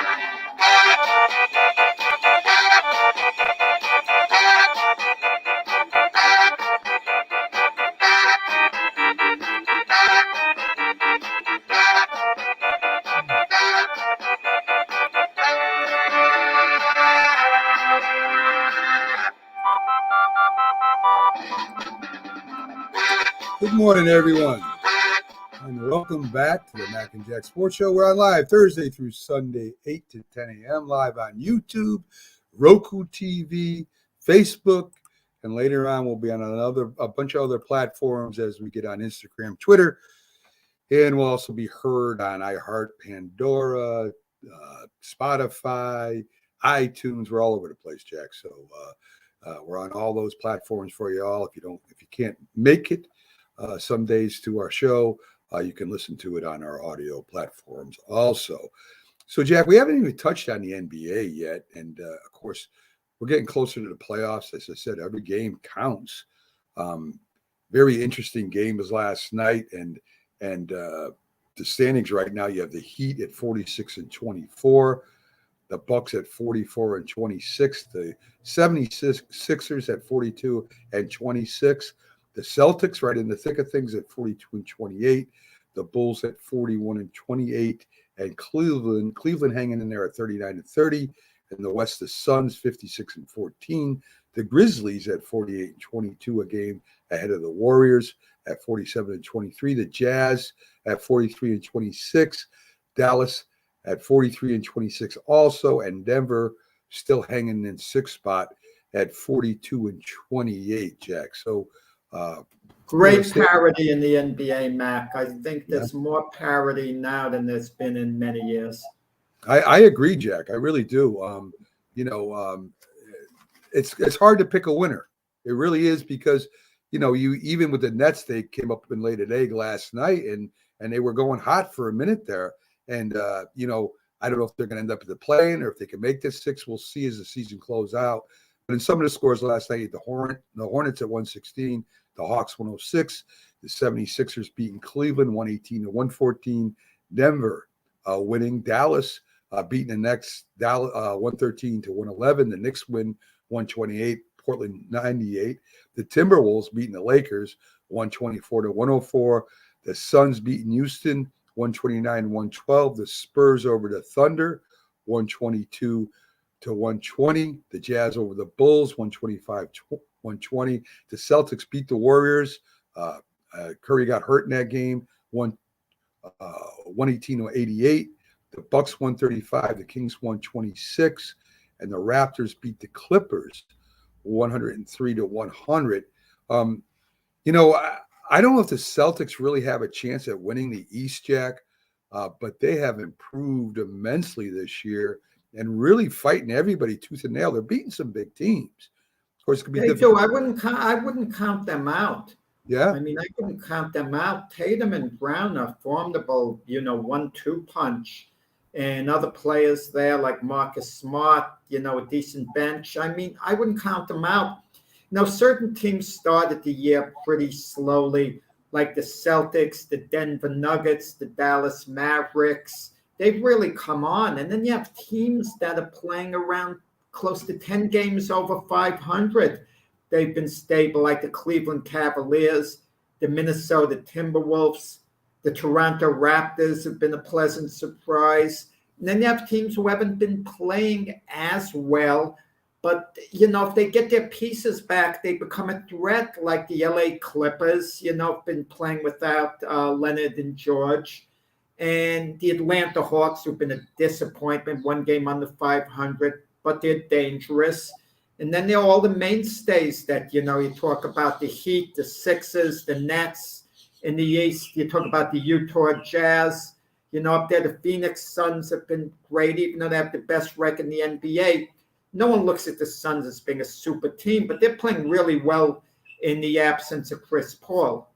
Yeah, they say with the Hawks, Young has been hurt a lot because of the change in the rule, where you could almost jump into somebody and take a shot, and that was part of his forte last year. He's been called for a lot of offensive fouls, so I mean they took one of his weapons away, and I think that's why Young's been struggling more than. Then last year he had a great year. He looked like the new superstar. This year, that one foul change has hurt him, I think, more than any NBA player out there. So I think that's part of the reason Atlanta has not put it together. I don't think Young has made that adjustment yet. Some games he still looks great. but other games he's sure not as good as he used to be. The Bucks, to me, Jack, are still the favorite until somebody squashes them, which is going to be very hard with that team. I mean, not only the Greek Freak, but Holiday and these guys seem to come up big at the end of the game. And they're not. I don't think a Holiday is a top 5, 6, 8 player, but he's really good. Well, they got Middleton there, who's right. At times he plays like an outstanding number 2 next to Giannis. Yeah. So I mean, that to me, Jack. Anyway, that's still a team to beat. Miami is, of course, a very, very good team, and the 76ers have improved. I think with the Beard going over there, and Phoenix, to me, if they don't win, if they don't go back to the championship after this year, it's really going to hurt them because they've dominated this year so far.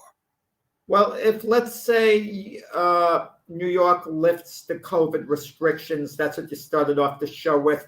Yeah. Kyrie Irving's allowed to come back. He's 100% dedicated for the rest of the year. Do you think the Nets could win the NBA title? I think they could. I don't think they will. The question is, can Kyrie stay 100% dedicated? I mean, yesterday he laid an egg. He would for a short amount of time. He would. He's done it in the past, at times when he was with LeBron at Cleveland. He hasn't done it since he's left Cleveland, but he seemed to be losing interest towards the end with LeBron in Cleveland. That's why he wanted out. But I think the season doesn't have that much to go, that if Kyrie's allowed back, he'll buy in and be 100% team. But is his talent so great? And the Nets bench, you have to look, even a guy like Blake Griffin can't get time now. And, a guy LaMarcus Aldridge does an underrated job off the bench. And, Curry, Drummond, if they fit in, after this trade, and the great Kevin Durant. They're a very serious threat, Mac. I think you keep saying, well, the Bucks have to be considered favored, but you're saying it based on them being the defending champions. If they weren't the defending champions, would you be saying that about them? Would you be favoring them at all? I think last year I picked them. I picked them and the 76ers to play for the championship. So I've considered them a serious contender for the championship last year. And to me, it all depended on Holiday and Middleton, and they showed up, and they're showing up this year when they need them. I think the Bucks are sitting right where they want to sit. I don't think they care about winning the division. I think they care about being ready for the playoffs. I don't know a team out there, Jack, in the East that can stay with them for 7 games. I don't think any team could stay with them for 7. Maybe not Embiid and Harden if they have all. I don't have know. A great bench. They have a good number 3, and the number 4, Tobias Harris, Maxey. Yeah. But I don't like the 76er bench, that much. Yeah. I just don't. The matchup problem for the Greek Freak, and if Middleton is shooting, and I just don't know. I don't think there's another team out there right now that can match with them in a long series. And that's what you're going to have to plan. What I like about the Milwaukee Bucks, it might be my imagination, but they look like they have fun when they play the games. Yeah. They look like they're playing for love of the game, and the other teams seem to have a certain amount of pressure on them, like, oh, we have to win. And the Bucks just play the game and let the pieces fall where they do, and they've been successful that way. Yeah, I mean, listen, the Greek Freak looks like he has fun all the time. I mean, he looks like a fun guy to play with. I mean, as opposed to some of the other guys that are like either too demanding or act like they don't care. It looks like he cares, but he loves to have fun. He looks like a big jokester. And I think they really got great chemistry on that team. In a good way, like a big, friendly teddy bear in a sense. But, listen, what I love about Giannis is what he said about Milwaukee. He re-signed. He didn't want to go free agent. He did it fairly early in the process. And he said, this is my city. This is my town. This is where I want to win a championship. I don't want to go elsewhere. This is my city. I adopted them in my heart. And Giannis has Milwaukee written all over him. He's not just a Milwaukee Buck player, but he's a Milwaukee citizen, it seems. Yeah, That yeah. makes it extra nice. I agree, Jack. That makes, sort of like I think if Seth Curry moved, I'd be shocked. I would be shocked. I don't care how bad that team gets. If Curry left, Steph Curry, on the Warriors. Warriors, I would be shocked. I really would. Maybe he does when he gets older. I don't know, but I would be shocked. You kind of root for a guy like that, even though, you look at LeBron, he had a great career and he moved around a lot. And, he's one of the top probably 3 basketball players of all time. I kind of root for Giannis just because of his attitude, man. He's not up there saying anything political. He just wants to have fun and play basketball. I don't know what his views are because he doesn't say anything about his views. It's just a kind of old school basketball player that loves the game. It's really cool. I really do root for Well, I don't mind they talk about their views. I mean, that doesn't, as long as it's not going overboard after a while. Because let's be honest, we're watching athletes to see how they perform in the games. That's the reason we're tuning in, but they're human beings, and I don't expect them to just, listen, I'm just saying the game itself, Jack, right? I mean, listen, everybody can have their views, but some people force their views out there more than others. How's that? They want to be known for their views. When this guy, imagine if you asked Giannis something, he'd give you an honest answer. But I'm telling you right now, I don't think he really cares. I mean, he might have his thoughts and his preferences, but when I see him talk, he talks about basketball. That's what he talks about. He just loves the team and loves basketball. And I agree with Carlos. This guy might be the MVP again this year. Talking about everybody else. Nobody's talking about Giannis. MVP should, in any sport, should never be about who had the best season. It should be about who was most valuable for his team. I've been through this before, like when Alex Rodriguez would win the MVP award with the Texas Rangers. They finished in last place. Yeah. They could finish in last without him. He had no value to a team. Ohtani gets the MVP this year for the Angels. The Angels didn't contend for playoff position. They were a lousy team. The only thing I could say about Ohtani, maybe you could think he was the most valuable player as far as promoting baseball. Right, the MLB. Attendance-wise, if you want to rationalize that, I can maybe live with that, okay? Perhaps. But I don't want to hear about the guys at MVP because they had a great year. Change the name of the award to the Best Player Award. If you want to do that, I'm fine with it. But MVP in the NBA shouldn't be about just who's having the best year. Who has the most value to his team? And it's a tough selection this year. Very, very tough. Yeah, I agree. I mean, there's a few of them that you could put in there. Impressed with the Grizzlies. I don't care what they do as far as playoffs go this year. They took a huge step forward this year, Jack. Well, with Jay Morant, you could think without him, where would the Grizzlies be? That's what an MVP candidate is. Yeah, I'm just impressed with the Grizzlies. They took a huge step this year. I don't think anybody saw that coming. I know I didn't, and that's a great story over there. Free agency in the NFL, NFC. I'm going to get to Jack here. Like I said, I've been covering it on my morning show. But there's been a few ones besides, we updated. We already talked about Von Miller going to Buffalo. I think it's a great move by Buffalo to get some kind of pass rusher over there. They needed some help on defense. I think their offense is just their offense. I mean, their offense can score with anybody, really. But Kirk Cousins, extension, $35 million guaranteed, Jack. Now, Kirk Cousins isn't a bad quarterback by any means. But his record is 500. He hasn't won.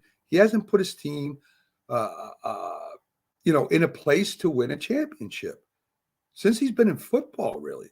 I mean, I understand that Minnesota's maybe in a spot, but to guarantee and pay a guy like a Aaron Rodgers, Russell Wilson, even a Dak Prescott. I mean, Dak Prescott and his records are pretty similar, but he's been out a lot longer than Dak has been. Did that blow your mind, that contract they gave him? I don't know how long of an extension was it, Mac. 1 year. 1 year. How many? 35. 1 year, 35 million guaranteed. But that's only an extra year they tacked onto his contract. It's not the same commitment and the same money the Packers gave to Aaron Rodgers. No, it's not no, what it's Russell not. Wilson's going to command. It's not in the Patrick Mahomes category, but it's like the Vikings are buying time. I guess they looked at the quarterback market and what's out there for them. They're not confident that they can get Deshaun Watson. Right. And Jimmy Garoppolo, how much better is he than Kirk Cousins? You can't, it's arguable whether he's better at all when push comes to shove, but they're basically in the same category. And they'd have to give a longer term commitment to get Jimmy Garoppolo to come over to the Vikings. And the 49ers would have to trade Jimmy Garoppolo. So they would have to give back draft choices or whatever. And I can understand the extension. It's kind of like buying time. Kirk Cousins is a competent NFL quarterback. He hasn't won. Mike Zimmer, their coach who just got let go, he expresses frustration with Kirk Cousins. Kirk Cousins doesn't try to win. He basically tries not to lose, tries not to make the big mistakes, tries not to be on a highlight by throwing a pick six where people can blame him for the loss. And you want a quarterback, who's a difference maker. And Kirk Cousins just isn't a difference maker. He's more of a game manager, more of a conservative quarterback. But listen, with the quarterback market being what it is, I can understand the Vikings tacking one extra year onto it. It's not a terrible commitment on their part. I think it's awful, Jack. I would have took Bridgewater. He got 10 million. I would take Bridgewater. I think Kirk Cousins is better than Teddy Bridgewater. No, I don't know. Teddy Bridgewater. Kirk Cousins has had two stops: the Redskins and the Vikings. Teddy Bridgewater is going to his sixth team now in Miami. Mac, sixth team. I'm telling you, Teddy Jack, Bridgewater was as good as you $35 think he was. He wouldn't be going to his sixth team. I'm not saying. I'm saying I think he's as good as Kirk Cousins. That's what I'm saying. I think he's just that good. That's about how good Kirk Cousins is to me. I mean, to me, Kirk Cousins is going to bring the Minnesota Vikings to the Super Bowl or Well, championship. the Vikings don't think so. Kirk Cousins replaced Teddy Bridgewater as the Viking quarterback. I would have brought him back. But in all fairness to Bridgewater, it was his job. He got injured. And when they got healthy, they signed Cousins, and they decided they were moving forward with Cousins and not Bridgewater. If you just want a stopgap, I would have went after Teddy Bridgewater and signed him to $12 million. I wouldn't pay $35 million for Kirk Cousins. Honestly, I wouldn't. He was Bridgewater was kind of a stopgap with the Broncos last year. He competed with Drew Lock for the starting job. Bridgewater won the starting job, and Denver wasn't successful on balance during the year. Had Bridgewater had a good year with Denver, chances are they don't sign Russell Wilson. They don't make that deal. I agree. I'm not disagreeing with you. The year before, he was a starting quarterback for the Carolina Panthers. I agree. They closed games out, so they moved on. Listen, from him. I'm not disagreeing with you. I'll say he did better than Sam Darnold, but that's another subject. I'm saying that if that's what you want, Kirk Cousins is to me a stopgap. I think you're right. I think they're buying time. Why buy time for $35 million? That's all I'm saying. Why? If you're going to get rid of him anyway. Vikings, you could call them a playoff contender next year. They lost a lot of close, heartbreaking games this past season. Games they could have won and been in the playoffs. The Vikings apparently think they can make the playoffs, and Kirk Cousins gives them that opportunity. I don't think so. I couldn't call them a playoff team this year. I couldn't. I don't think they make the playoffs. But that's my opinion. Aaron Rodgers, you mentioned, of course, got his 3-year, $150 million contract.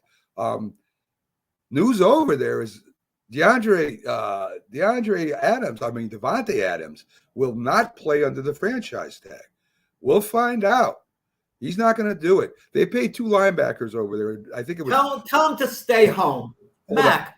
Hold on. Let me finish. I think the 2 linebackers they signed were combined 7 years, $102 million.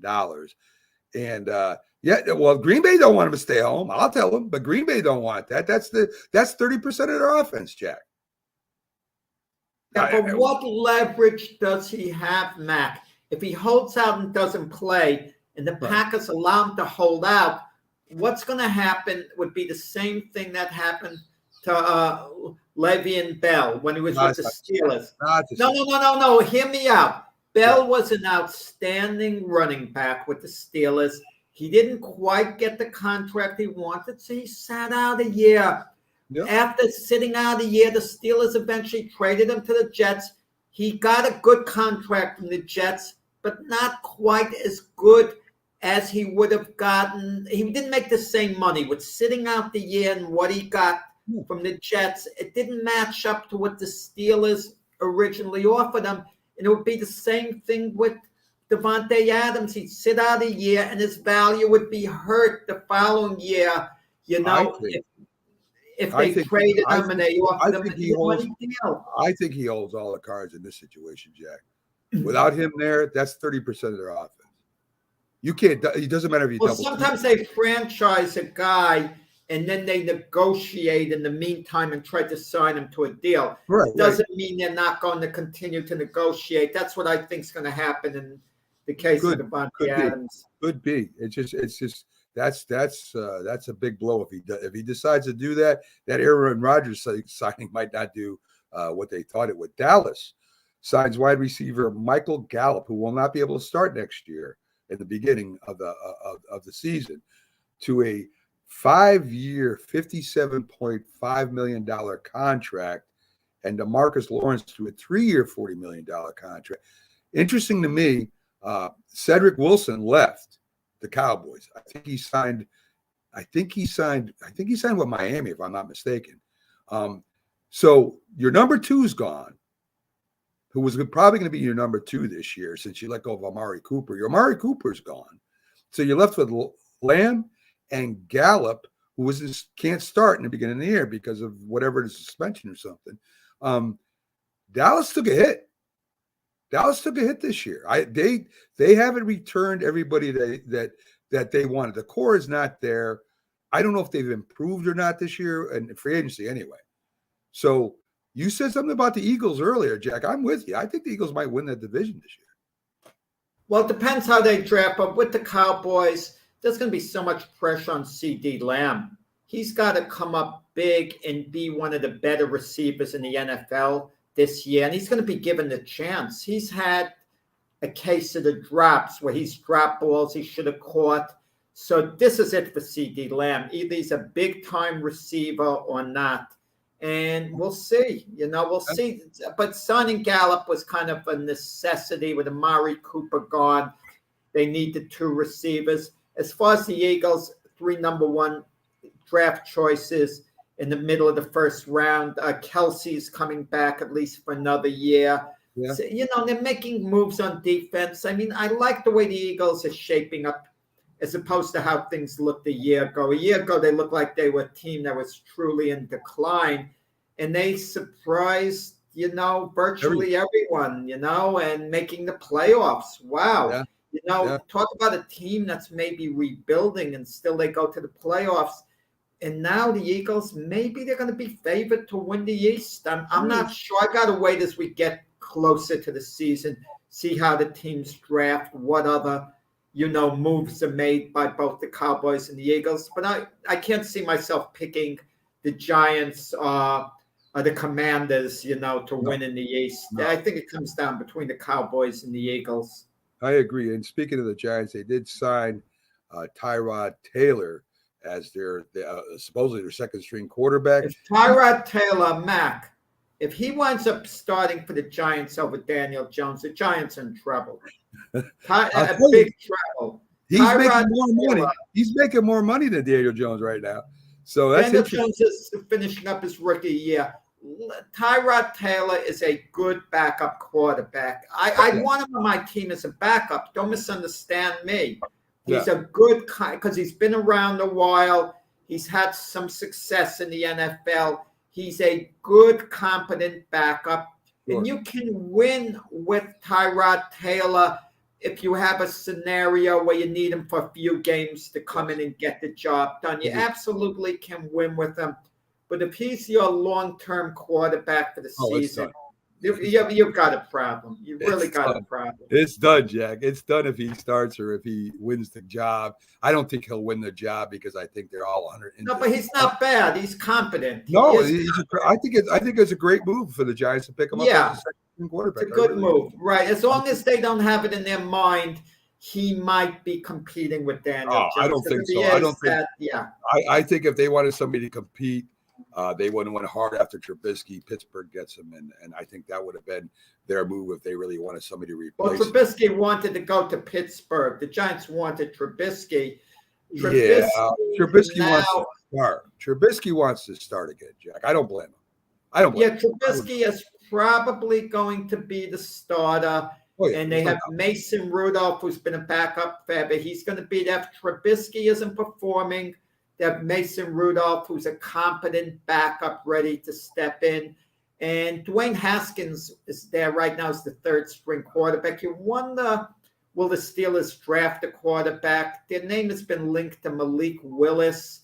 But if they did draft a quarterback, in the first round, that they wouldn't be drafting the quarterback to sit on the bench long term. Well, I think if they were going to do that, Jack, they would have not signed Trubisky. I think that's the plan. Well, they would waive Haskins immediately. Tomlin wanted a mobile quarterback. He's got it. Kid's got a good, strong arm. I think he's a little underrated. We'll see what happens over there. One thing before we go, folks, of course, Deshaun Watson has been in serious talks with the Browns and a couple of teams. But Jeffco thinks he's going to New Orleans. I think he's going to Cleveland. Baker came out and sent out a thank you post to the fans. I think Baker thinks one way or another he's gone. They're going to let him go. He might go to Atlanta. He was a ball boy for the Falcons. He might go to Seattle too, I heard. He might go to Seattle. I heard that too. But no matter what, Cleveland's pushing on. And I wouldn't be surprised if Watson ends up there. I really wouldn't. So we'll see what happens with Watson. Folks, thanks for tuning into our show today. It's been a lot of fun. A couple real great guests came on. We covered a lot of information. We'll be back tomorrow, as I said. Byron Williams, Keith Angle, and the Philly Sports Guy join us tomorrow at the same time. Have a great Thursday, folks. We'll see you tomorrow. Take care.